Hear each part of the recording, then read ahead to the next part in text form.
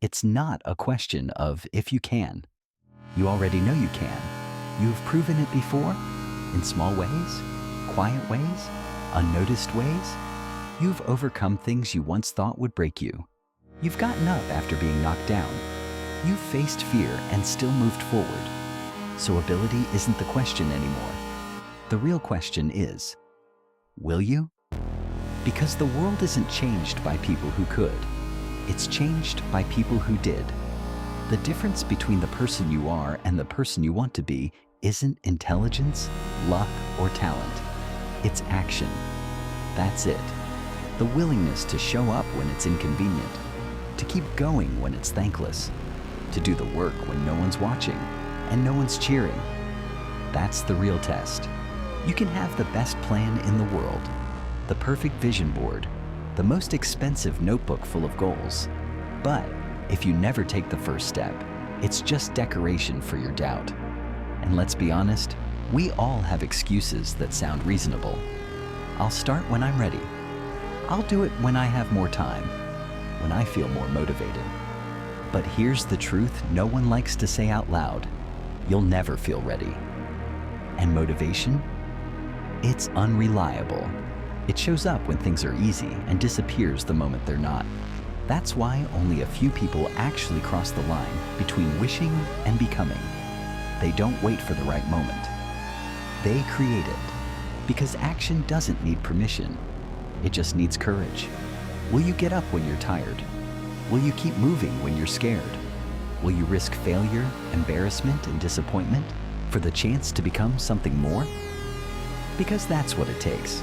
Not perfection, not endless confidence, just the willingness to take one more step when everyone else stops. The world doesn't reward potential, it rewards proof. The cold truth is, potential is a promise you make to yourself, and action is the proof you deliver to the world. You can have the potential of a legend and still live the life of a spectator if you never act. Remember, courage isn't the absence of fear. It's doing what needs to be done despite it. You don't have to have it all figured out. You don't have to know the entire path. You just have to take the next step. The greats, the ones you admire, they didn't start out great. They started small. They started awkward. They started scared. And most importantly, they started. So stop overthinking. Stop asking, what if? Stop waiting for the perfect time.